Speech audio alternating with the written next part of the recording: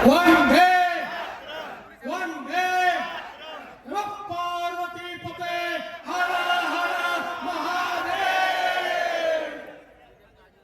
हिंदवी स्वराज्याचे संस्थापक छत्रपती शिवरायांना मानाचा मुजरा करतो। भारतीय राज्यघटनेचे शिल्पकार भारतरत्न डॉक्टर बाबासाहेब आंबेडकर यांना मानवंदना अर्पित करतो। आणि आज या तिरंगा यात्रेकरता या ठिकाणी उपस्थित असलेले छत्रपती शिवरायांचे मावळे, तुमची सगळ्यांची संख्या पाहिल्यानंतर मला असं वाटतंय अख्खी देवगिरीची सेना या रस्त्यावर क्रांती चौकात उतरलेली आहे। आज आम्ही सगळे तिरंगा यात्रा काढतो। हा तिरंगा आमची आन बान आणि शान आहे। हा तिरंगा, ज्या तिरंग्या करता हजारो स्वातंत्र्य संग्राम सेनानींनी बलिदान दिलं, तो हा तिरंगा आहे।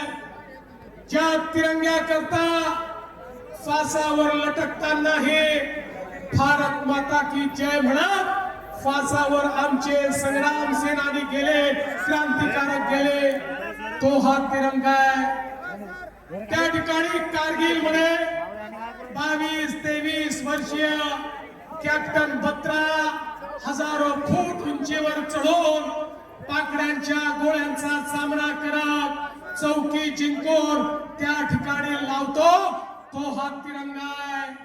हा तिरंगा तो तिरंगा आहे ज्या तिरंग्याने ऑपरेशन सिंदूर मध्ये पाकिस्तानच्या आतमध्ये घुसून आतंकवाद्यांचा खात्मा केला, तो हा तिरंगा आहे। बंधू भगिनींनो, हा तिरंगा आमची पहचान आहे, आमचा वजूद आहे, आमचा आत्माभिमान आहे। आणि म्हणूनच देशाचे प्रधानमंत्री माननीय नरेंद्र मोदीजींनी आपल्याला एक संदेश दिला। 9 ऑगस्ट क्रांती दिन, ज्या दिवशी महात्मा गांधींनी इंग्रजांना सांगितलं होतं चले जाओ भारत छोडो, आणि भारतीयाला विनंती केली होती करो या मरो, एक शेवटचा निकराचा लढा। त्या 9 ऑगस्ट क्रांती दिनापासून 15 ऑगस्ट स्वातंत्र्य दिनापर्यंत आम्हाला आमचा तिरंगा घेऊन या तिरंग्याचा सन्मान करत आपल्या मातृभूमीच्या प्रेमाने ओतप्रोत होत या ठिकाणी तिरंगा यात्रा काढायची आहे। खरं म्हणजे मला आनंद आहे, मुंबईची यात्रा अतिविशाल यात्रा होती, पुण्याची यात्रा त्याही पेक्षा विशाल होती, पण आज छत्रपती संभाजीनगरने सगळे रेकॉर्ड तोडलेले आहेत। आज छत्रपती संभाजीनगर मध्ये केवळ तिरंग्याचं वादळ पाहायला मिळत आहे, तिरंग्याचं वादळ पाहायला मिळत आहे। बंधू भगिनींनो, आपण बघू शकतो माननीय मोदीजींच्या नेतृत्वामध्ये या भारताने गेल्या एका दशकामध्ये जो विकास केला, 2014 पूर्वी या भारताला एक कमजोर देश म्हणून पाहिलं जायचं, आणि आतंकवादी यायचे, बॉम्बस्फोट करायचे आणि निघून जायचे, आणि भारत केवळ निषेध करायचा, धिक्कार करायचा। हिम्मत नव्हती, आमच्या सेनेत तर ताकद होती, पण राजकीय नेतृत्वात हिम्मत नव्हती। पण मोदीजी आले आणि मोदीजींनी सांगितलं खबरदार, जर भारतावर वाकडी नजर करून बघाल तो घुसके मारेंगे, घुसके मारेंगे। आणि आमच्या सेनेने घुसून मारून दाखवलं। आज जगातला बलशाली देश म्हणून भारताकडे पाहिलं जातं। आज जगातली चौथी सर्वात मोठी अर्थव्यवस्था म्हणून भारताकडे पाहिलं जातं. 10 वर्षामध्ये ज्या देशाने 25 कोटी लोकांना गरिबीतनं वर आणलं तो देश म्हणजे आमचा भारत देश. अशा प्रकारे या भारताकडे पाहिलं जातं.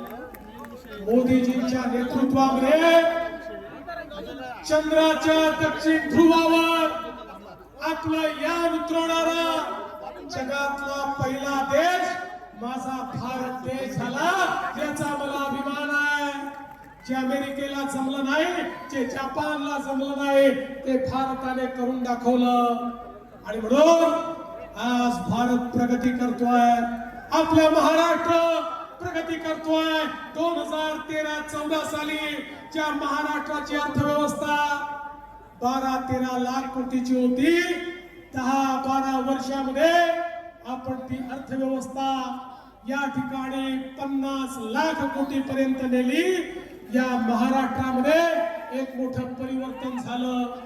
आज आपण पाहतोय मोदीजींच्या नेतृत्वात इतक्या मोठ्या प्रमाणात देश बदलतोय. आणि मराठवाड्यात आज खऱ्या अर्थानं परिवर्तनाच्या वाटेवर उभा आहे.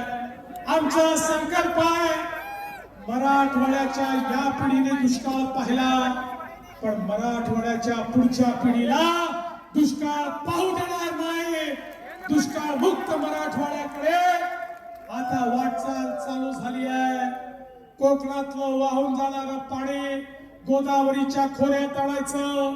सांगली कोल्हापूरचं पाणी उजनीच्या माध्यमातून मराठवाड्यामध्ये आणायचं. या मराठवाड्याला सुजलाम सुफलाम करायचं हा आपला प्रयत्न आहे.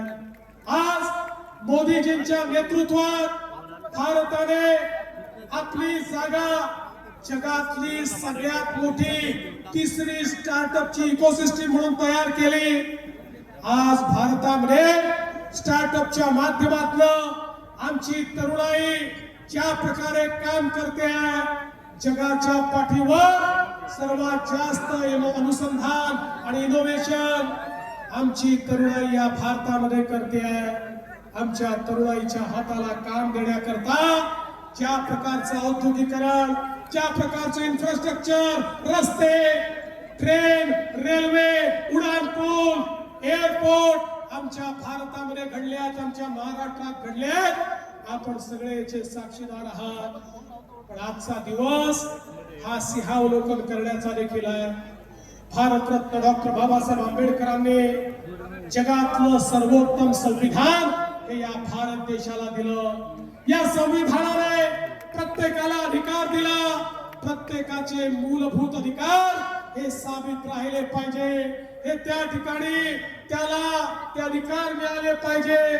ही व्यवस्था त्यांनी आपल्या करता केली. पण बंधू भगिनींनो, आजचा दिवस हा केवळ आपले अधिकार लक्षात ठेवण्याचा दिवस नाही आहे. त्याच वेळी भारतरत्न डॉक्टर बाबासाहेब आंबेडकरांनी प्रत्येक भारतीयाला त्याची मूलभूत कर्तव्य देखील सांगितली आहे. मूलभूत अधिकार वापरण्याचा अधिकार त्यालाच आहे जो आपली मूलभूत कर्तव्य देखील लक्षात ठेवेल. आणि ही मूलभूत कर्तव्य ही देखील लक्षात ठेवण्याचा आजचा दिवस आहे. एक उत्तम नागरिक आम्ही कसे बनू शकू, देशाच्या मुख्य प्रवाहात काम कसं करू शकू, देशाला योगदान कसं देऊ शकू, समाजाची ताकद आम्ही कशी बनवू शकू, याचाही विचार आजच्या दिवशी आपल्याला करायचा आहे. आणि मराठवाड्याकरता तर आपल्या सगळ्यांना माहिती आहे 15 ऑगस्ट 1947 ला भारत स्वतंत्र झाला. पण मराठवाड्याला त्यानंतर 13 महिने झुंज द्यावी लागली. 17 सप्टेंबरला 1948 ला या ठिकाणी मराठवाडा मोकळा झाला. त्या निजामाच्या राजवटीतून हा मराठवाडा आमच्या स्वातंत्र्य सैनिकांनी मोकळा केला. त्यामुळे आता या मराठवाड्यालाही मोकळा श्वास घेता येतो. आणि म्हणून बंधू भगिनींनो, मी पुन्हा एकदा छत्रपती शिवरायांचं स्मरण करतो, तमाम स्वातंत्र्य संग्राम सेनानींचं स्मरण करतो, तमाम समाज सुधारकांचं स्मरण करतो. आणि या ठिकाणी आपल्या सगळ्यांना विनंती करतो, आपण सगळे आज प्रतिज्ञा घेऊया. आमच्या जीवनामध्ये आमच्या स्वतः करता तर जगू, आमच्या परिवार करताही जगू, पण त्यासोबत समाजाकरता जगू, आमच्या राज्याकरता जगू आणि आमच्या देशाकरता जगू, आणि आवश्यकता पडली तर या देशाकरता मरायला देखील आम्ही तयार राहू. हा जर विचार आमच्या मनामध्ये असेल तर हा तिरंगा हाती घ्यायची आपली लायकी आहे. आणि म्हणून मी पुन्हा एकदा आपल्या सगळ्यांचे मनापासून आभार मानतो. आपण ही तिरंगा रॅली या ठिकाणी यशस्वी केली, त्याबद्दल आपल्या सर्वांना शुभेच्छा देतो. आणि जाता जाता आपल्या सर्वांना विनंती करतो, एकदा जोरदार माझ्यासोबत म्हणा, भारत माता की, भारत माता की, भारत माता की. वंदे वंदे वंदे वंदे वंदे मातरम मातरम मातरम मातरम मातरम मातरम. आता राष्ट्रगीत होईल आणि त्यानंतर याची सांगता होईल. राष्ट्रगीत. जनगण मन अधिनायक जय हे भारत भाग्य